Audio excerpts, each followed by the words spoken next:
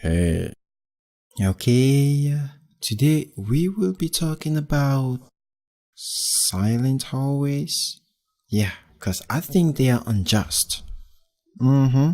Yeah, they are. All teachers have been there. You're walking your students to art, music, or lunch, and suddenly you simply cannot believe their behavior. Maybe they're arguing, or maybe they're just screaming at the top of their lungs. The same sort of problems can also happen when you send students to the bathrooms or on errands and they disappear for 20 minutes. The hallway can be a place where students forget what they know about good behavior and they might feel especially unregulated and out of control. One way to help students remember hallway behavior is by giving them social stories that help them memorize short phrases and strategies for strong hallway behaviors, said a teacher. Yeah, whenever our class goes to art, music, or gym, we have to walk through the hallways of our school to get there. First, we get in line, we line up in a particular order with the leader in front, that sort of thing. We follow the leader and our teacher through the school until we get there. At school, I had to follow rules. One of those rules is about how I should walk in the hallways of our school. I need to walk, not run. There might be other classes along the hallway. I need to be quiet and not stomp while walking so I don't disturb them. I need to keep my hands to myself and not touch others or things I see in the hallway. Apparently, this will make my teachers at school happy. Yeah.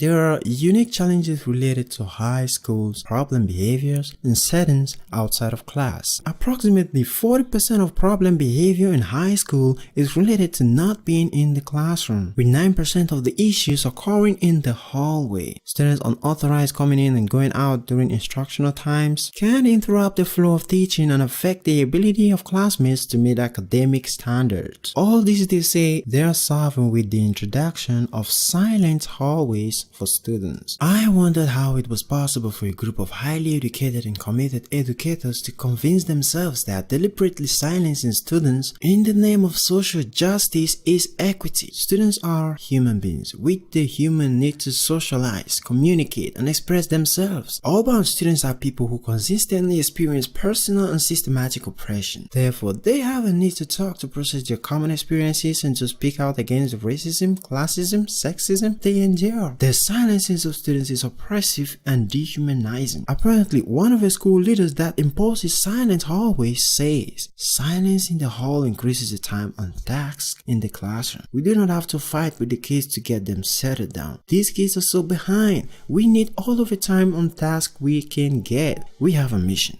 All kids college ready.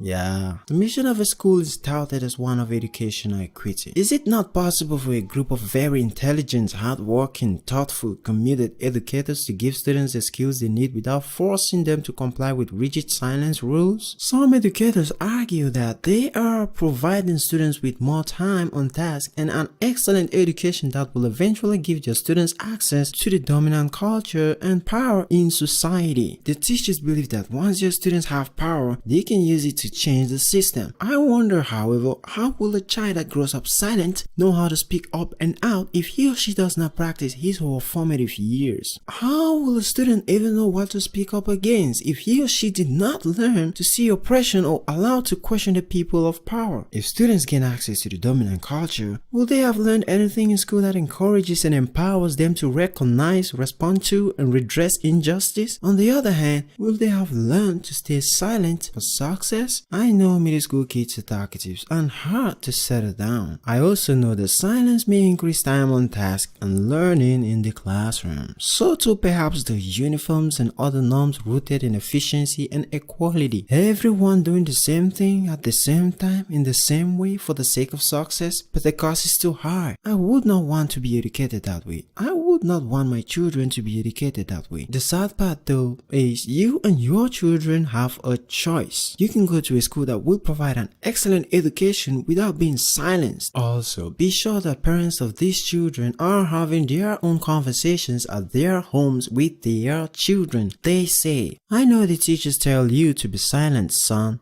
but one day, when it's safe, scream. Say it loudly and proudly that you are not someone to be silenced. Share your lived experience. Racism is real. Poverty is real. Your pain is real. Your strength is real too. You are strong. You are smart. You are incredible with stories of joy to share. You have something to say and you will say it one day. Let us hope that though, when our students grow up, the voices from home are louder in their heads than the rule at school, and that it wasn't silenced during middle school, never to surface again. Moral of the story: our insistence on quiet, our discomfort with loud, has a lot to do with schools being built by people who really like school the first time around. Students who need to move, who learn by talking or drawing or doing, or who struggle to memorize a list of facts but excel at explaining why they matter, they are often the students who need a bit of loud. These kids have just spent how many hours being told when to speak, not being allowed to speak to their friends, and now we tell them they have to be silent for longer. As adults, we speak to our colleagues as we walk down the hallway. In fact, sometimes more loudly than the students. We get to where we need to go just fine, often with a better focus because we got to relax for a minute. All I have to say at the end is, all this quiet is telling us that there is something wrong. If only we could hear it. So this is it, guys. Peace out. And don't forget to subscribe.